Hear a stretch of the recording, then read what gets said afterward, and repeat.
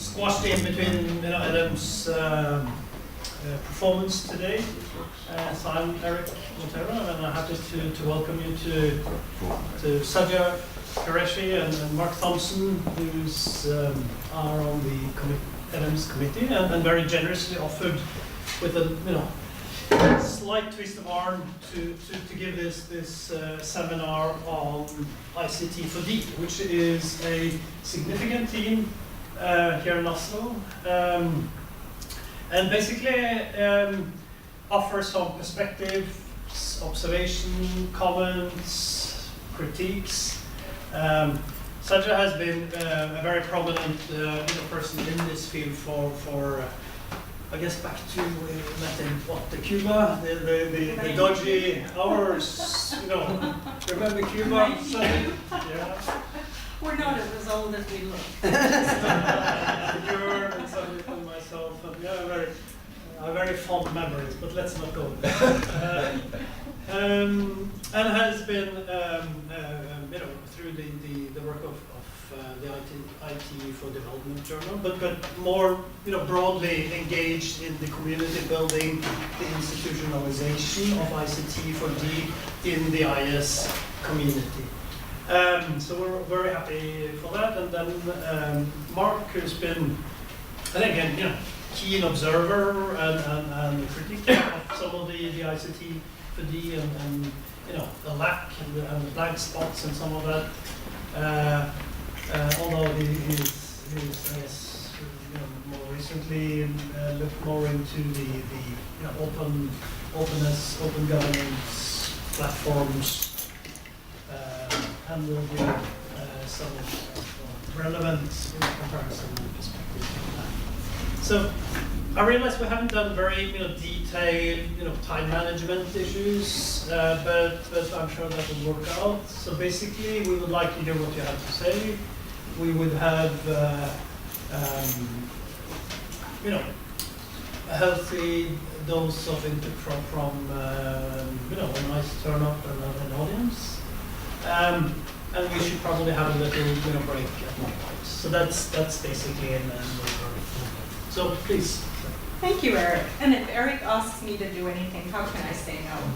Thank you so much for inviting me. I really appreciate it. And I got to meet your fierce leader, Kristen. Thank you so much for hosting us. And thank you, my colleagues and youth and Edom. Wonderful job. I was very, very impressed to read this thesis. Well, welcome. I really appreciate you all spending your day with us today. It's going to be an interesting day. I want to start off. I know you're all world travelers, certainly those of you who've been involved in the HIS project. I wanted to start off by taking you on a little trip. I know you're all wonderful travelers. Anyone have an idea where this would be, perhaps? It could be everywhere. It could be anywhere. Yes, it could be anywhere.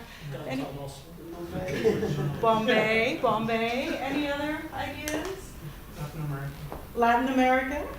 You can give me a city if you like. Any thoughts, ideas? I'm sure you've been there, some of you. I'm sorry? Haiti could be Haiti, yes, that's right. I'm sorry? Before the storm. Before the storm. Nairobi. Kibera. It looks very similar, Kibera. Any other thoughts, ideas? Well traveled. Yes, I'm sorry? I think Addis Ababa, that's right. And this talk is really about development. I know we like to make this distinction between developing countries and so forth, but let's just talk about development today. So this is basically people living here actually are doing very well. A lot of entrepreneurship taking place in this particular part of the world. And the particular city, which I'm not going to tell you just yet, has a mayor who wants to do development. And what she's doing is she's making, you probably know what the city is down there, is she's creating these type of living areas so people can move from here to here. And you have that in the Middle East too. People who live in the desert, Bedouins who like to live in tents, now in the name of development have to move in to apartment houses and smaller townhouses with their sheep and their camel, and then that's a development, really.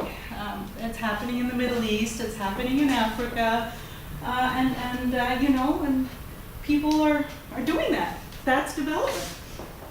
Okay, so this is one picture. I know I can't spend too much time on it, so I'm going to move to the next one. Where do you think this is? Now, you have to forgive this picture. I was, whoever was driving didn't slow down enough for me to take a good shot. But it's in the same area. I show this in the US, and my students say, oh, I know where that is. That's California. That's Santa Barbara. Any ideas where this would be? Actually, this house here. It's Cape Town. Cape Town, yes, yes, this is Cape Town. This is Cape Town. This is Cape Town, and you can see Tafel there at the back there, Table Mountain at the back. This is indeed Cape Town. And that model of house over there, which I managed to grab with my daughter tells me not the best phone I should be having these days. But this model of house you can find in Santa Barbara, which is probably one of the richest parts of the world. Del Mar, again, California, being considered a developed part of the world, very rich. And then up the road here, you've got beautiful vineyards. Those of you who've been to Cape Town, beautiful, beautiful old colonial houses. We talked about colonialism. The British gave us some beautiful cultural buildings, different parts of the world. Lovely, lovely. This is Cape Town. So just about 10 miles away from this beautiful, beautiful part of the world is what I just showed you. Same city. Same city. So can someone help me understand what development is?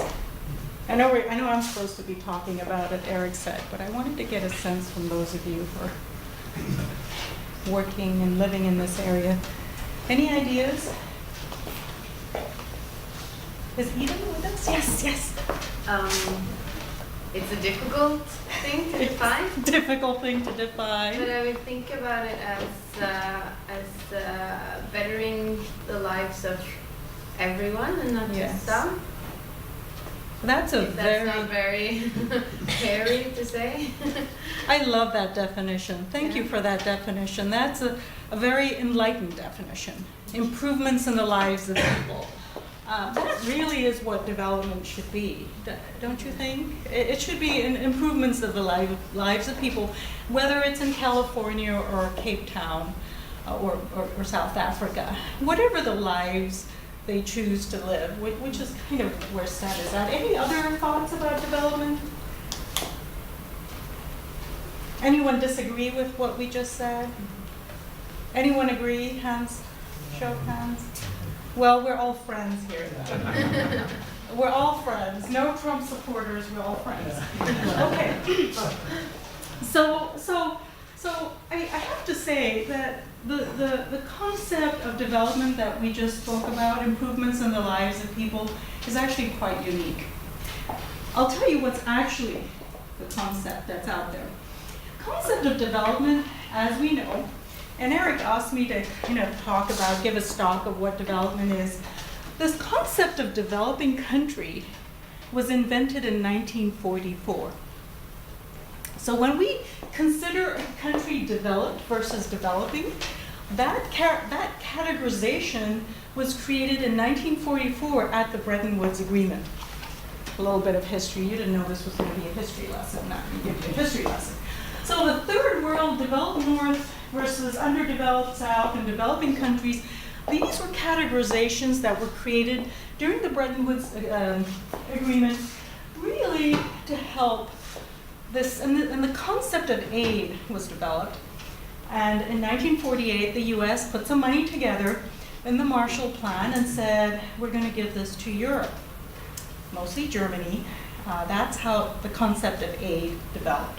Back in 1944, 1948 was the first aid packet that was put together so that Europe could come out of poverty and guess what? Be part of this concept of global prosperity. And did the US do it out of the goodness of its heart? No. No, it did not. It was very simple. If we need someone to trade with, they better have a little money. How are we going to give them a little, let's give them a little money so they can develop themselves so we can trade with them. Having said this, and this is, how many of you read Escobar? Escobar, oh, I love Escobar. You and I are good friends, Escobar and I. So Escobar has this really interesting treatise. He says back in 1944, the concept of the third world is a construct that was created by the US so they could have their allies in Europe to keep the rest of the world as a third world. Now Argentina was doing quite well, thank you very much. A lot of the wealth from Germany pre-war had made its way into South America, and South America was doing quite well. Certain parts of Asia were doing quite well, but they were supposed to become the third world, and Escobar explains why. Because if Argentina and Latin America were to become powerful, strong economic powers, the US and Europe would be completely destroyed. So that was actually the strategy that was developed back then. And the reason I want to explain this to you is because I do have an aversion to the word developing countries. I edited a journal, IT for Development. The concept of development is not the same as developing countries. And Escobar explains, and Castells, of course, these are authors that have tried very hard to help us understand that this construct of third world and developing country is a construct, it's a political construct that has permeated its way into academia. And now in 2016, the information systems profession is coming up with special issues in information systems in developing countries. 2016. To continue to perpetuate this myth, which is no longer a myth now. We've created a third world. A third world has been created that is continuing to be perpetuated. And I do get a little ticked off by people from Latin America and Africa and say, we're a developing country. I said, no, you're not a developing country. You have your own very interesting innovations. I had a student in 2009 from, and tell me if I'm going over time, someone's going to have to keep track. From 2009, I had a student who came from Kenya, fine young man from Nairobi. First time he'd left his country. Comes to Omaha, Nebraska to study information systems in our MIS program. Very smart young man, very eloquent, very elegant. Is so happy to be in the greatest country in the world because somehow he believes he is from a developing country. But he has one question. He asks his friends, our Omaha students and myself, says, could you explain to me why I cannot just go to the store and pay with my phone? Where's the developing country now? I had to. I'm in Omaha, Nebraska. Which is the developing country? Explain to me, someone. So that's why I wanted to take us back to 1944. So in 1948, the concept of modernization was created through the Marshall Plan, and USAID, of course, was created. USAID, which of course I love Idem Kosi's presentation where he talks about one of the characteristics of being a developing country is you have to work with these international agencies. Remember, a construct was created in 1944. You're a developing country, you better work with these aid agencies and you better have them interfere in your lives. And it's okay, Eric, I can talk like this, I'm not in the US, right?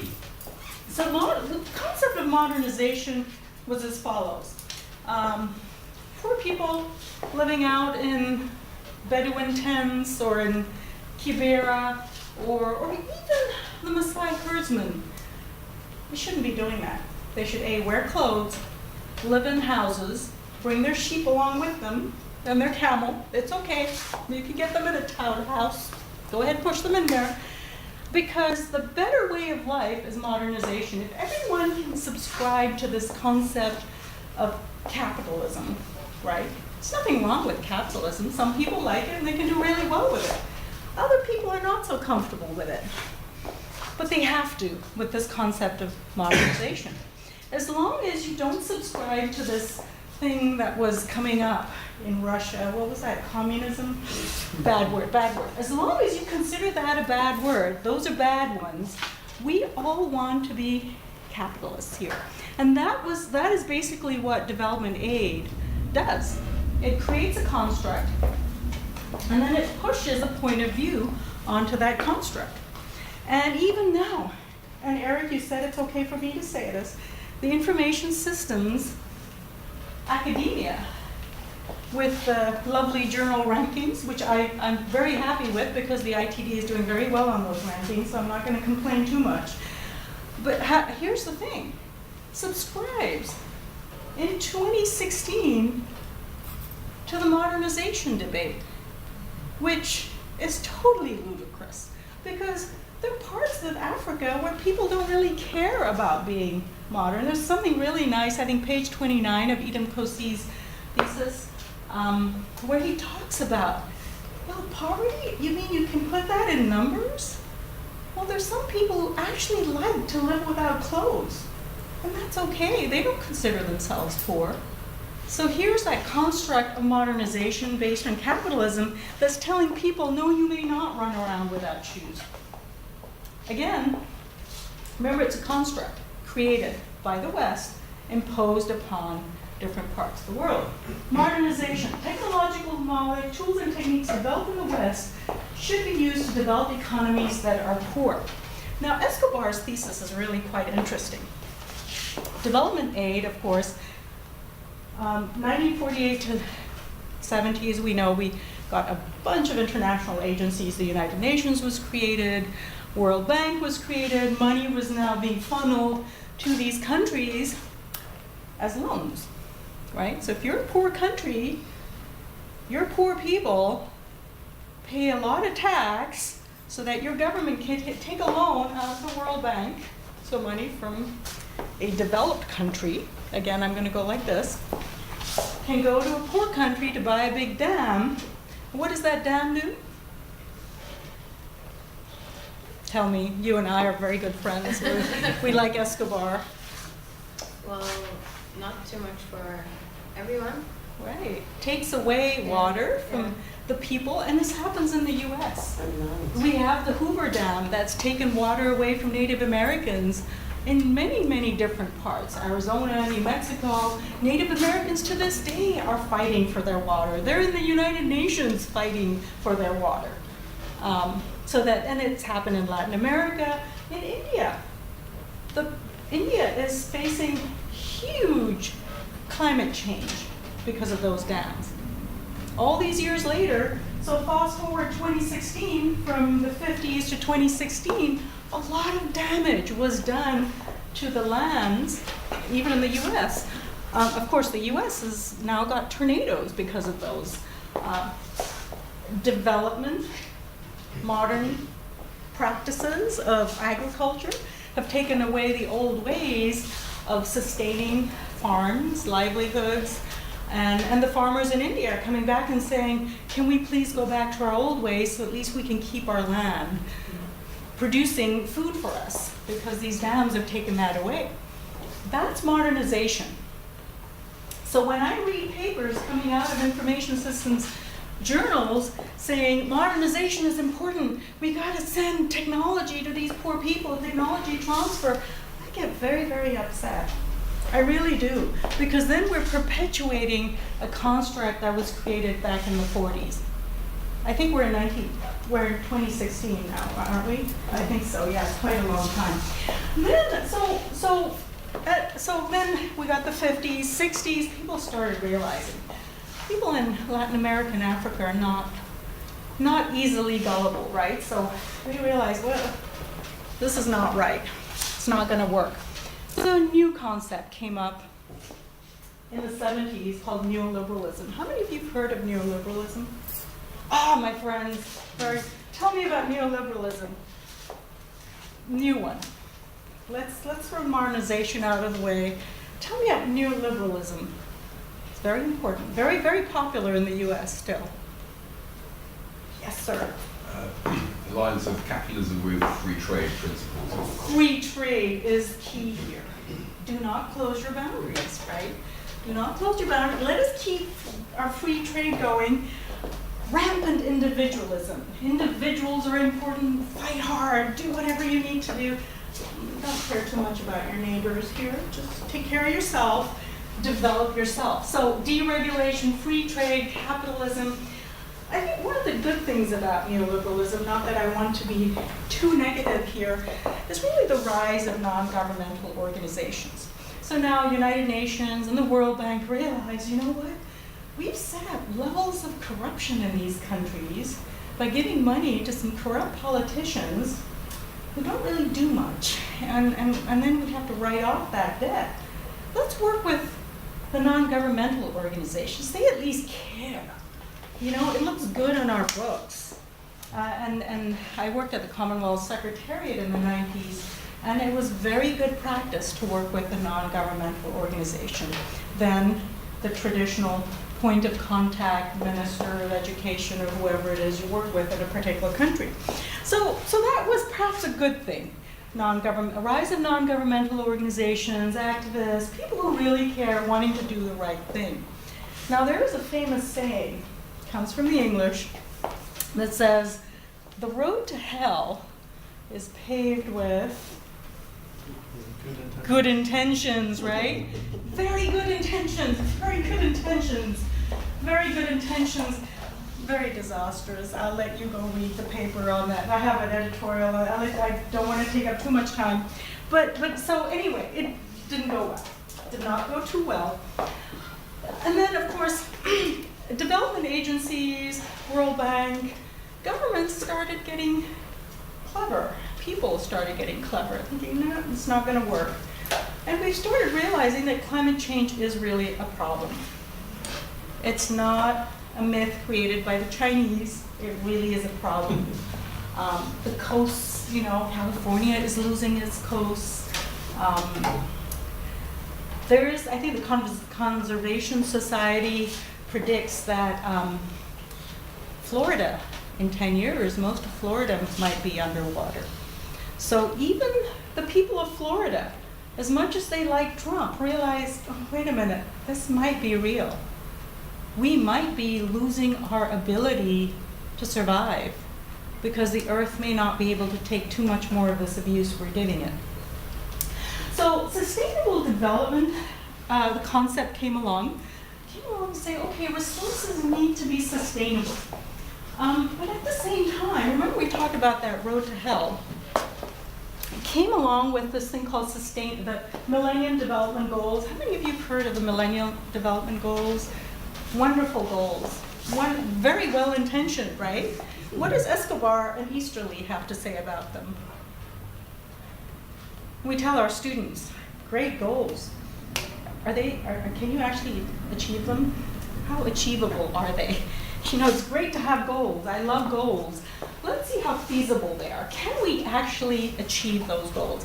Millennium Development Goals were supposed to be achieved by 2015. Again, what year is it again? Have we achieved them? Is poverty down to zero? Again, there's political speak when it comes to the discourse of development, which is what I'm talking about at the moment. And then there are the realities on the ground. And that's why I love reading the thesis that I did. I have 10 minutes? Thank you so much. I will move on. So anyway, so here's my history lesson. So really where I wanted to go with this is 2015, the World Economic Forum declares the term developing world outdated. The World Bank removes developing